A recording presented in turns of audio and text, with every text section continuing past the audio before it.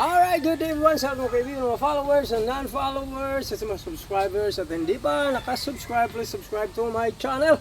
At para lagi kayong updated sa mga mga videos, ay huwag niyo pong kalimutang i-hit ang notification bell. So i-share ko po sa inyo, mabilisan lang tayo, ay ang 8 anggulo ng palo, 8 angle strike of stick.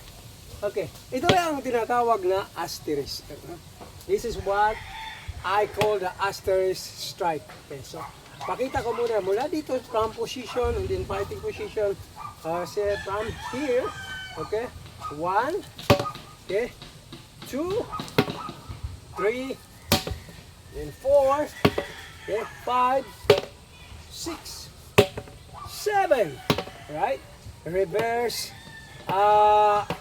parallel, okay, and then 8. Alright, ulit. 1, 2, 3, 4, 5, 6, 7, and then 8.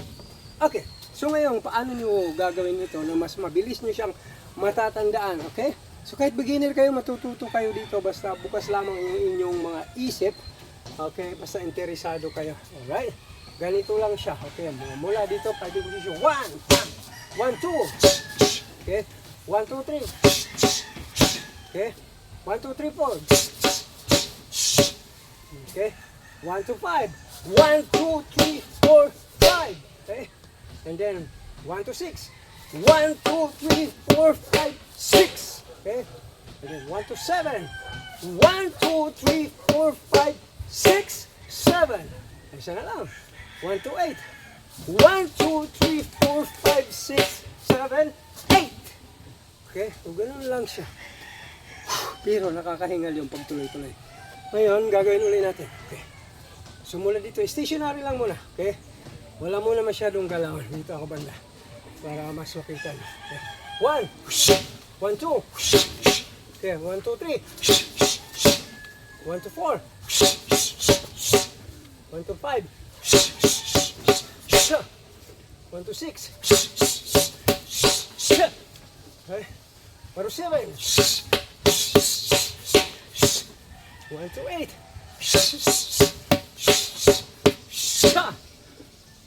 Woo! Kakapagod siya. Manghingitim kayo.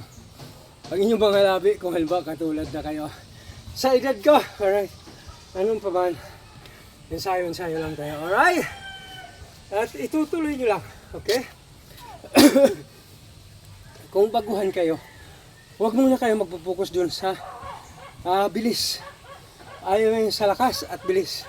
Kaya ganun lang. Mas importante, nagagawa muna ninyo ng tama. Para 1, okay, 1, 2, bam, bam, 1, 2, 3, bam, bam, bam, 1, 2, 3, 4, bam, bam, 1 to 5, 1, 2, 3, 4, 5, okay, 1 to 6, 1, 2, 3, 4, 6, 1 to 7, 1, 2, 5, 6, 7, right? 1 to 8. 1, 2, 3, 4, 7, 8. Okay, kasi pag ginawa niyo siya ng, halimbawa, mabilis din kayo mapapagod. Dahil bago nga kayo, kung kayo ay baguhan, okay? At kahit na matagal na kayo, kasi ibang klaseng usapan ito pagka ganito, mga pwersado, tapos tuloy-tuloy yung palo, okay? Talagang mahihirapan kayo huminga. Okay? Pero habang tumatagal, madidevelop din yan. So, dun, unti-unti nyo nang lalakasan and then bibilisan yung inyong mga palo. Okay? And sa mga susunod, lalagyan na natin ng mga step forward, backward, and then yung mga lateral in, lateral out, yung mga tipong mga ganyan. Okay, basic dito muna tayo. Sa basic tayo mag-focus. Okay? Yung basic kahit kailan napaka-effective yan. Okay, kung inyong laging gagawin, hindi naman yung basic na minsan nyo lang ginawa. Di kaya ginawa nyo ng ilang ulit, pero kung kailan lang maisipan. Okay, ito napaka-effective nito kung nagagawa ng tama. Okay, At hindi nga, huwag kayong hihinto sa pag-aaral, okay?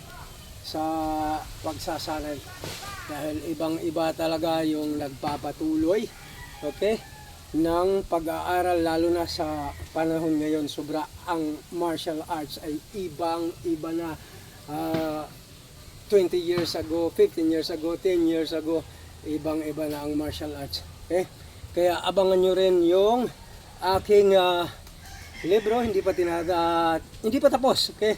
Patuloy pa rin ginagawa ngayon. Okay, yung ating double-handed stick grip, alright? Pero hindi na siguro abutin ng isang taon yun. Hindi, mga ilang buwan na lang.